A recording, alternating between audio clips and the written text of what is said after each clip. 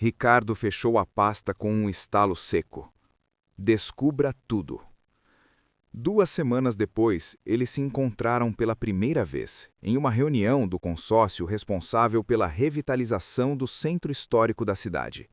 Helena entrou na sala sem pressa, usando um terno claro simples, sem joias chamativas, sem maquiagem excessiva.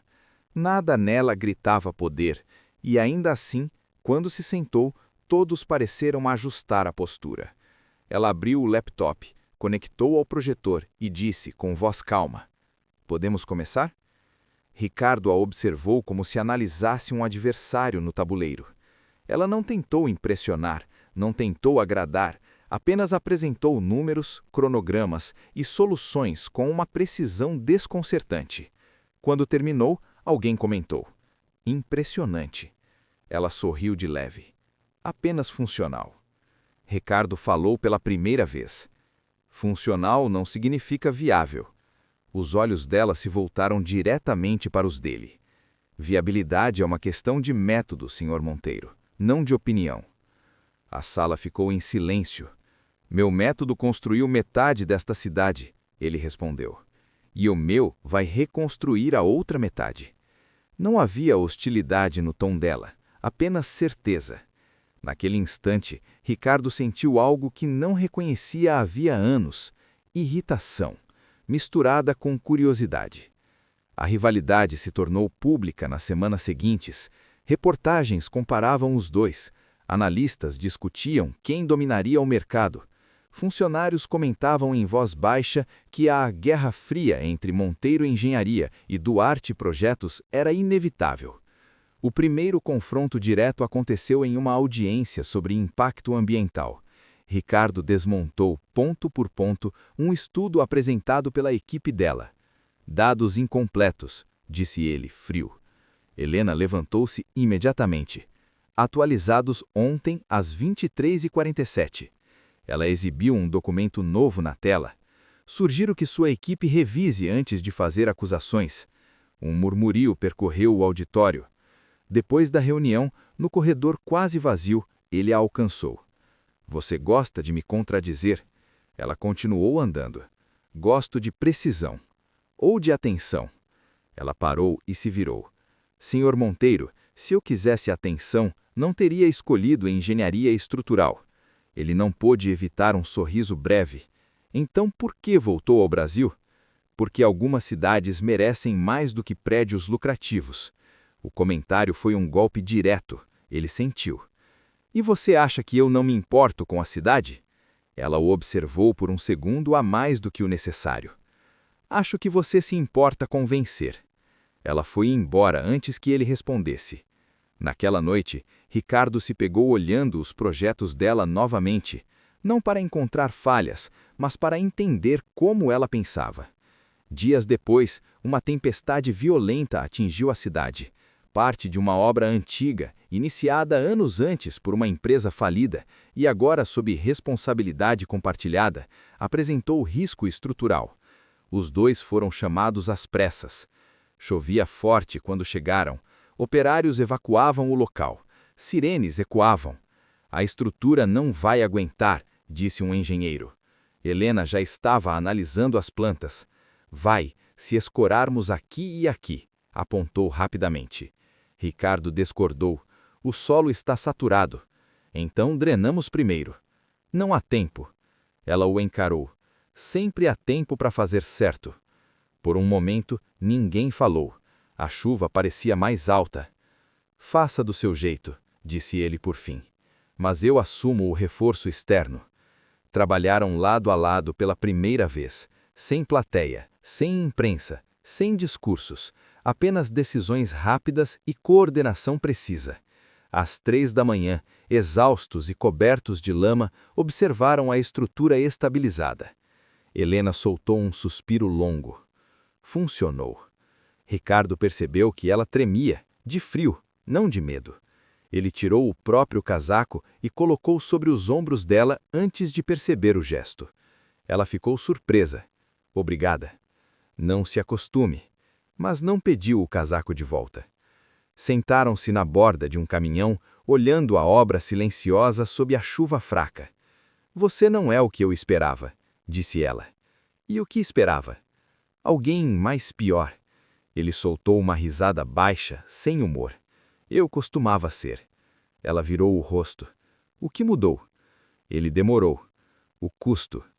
Ela não insistiu, mas o silêncio entre eles deixou de ser hostil. Nas semanas seguintes, encontros se tornaram inevitáveis. Reuniões, inspeções, negociações. A tensão continuava ali, mas algo havia mudado. Pequenos comentários, olhares mais longos, uma cumplicidade incômoda. Certa noite, após uma apresentação particularmente desgastante, encontraram-se sozinhos no estacionamento vazio. Você está evitando meus argumentos, disse ele. Estou escolhendo minhas batalhas. Medo de perder? Ela sorriu de lado. Medo de não valer a pena vencer. Ele deu um passo mais próximo, sem perceber. E eu, valho a pena? Ela sustentou o olhar. Ainda não sei. O silêncio ficou pesado, carregado de algo que não era mais rivalidade. Dias depois, surgiu a notícia. Um grande consórcio estrangeiro pretendia comprar empresas locais para dominar o mercado. Monteiro Engenharia e Duarte Projetos estavam na lista. Ricardo convocou uma reunião de emergência. Para sua surpresa, Helena apareceu. Não vim como concorrente, vim como alguém que não quer vender a cidade para investidores que só veem números.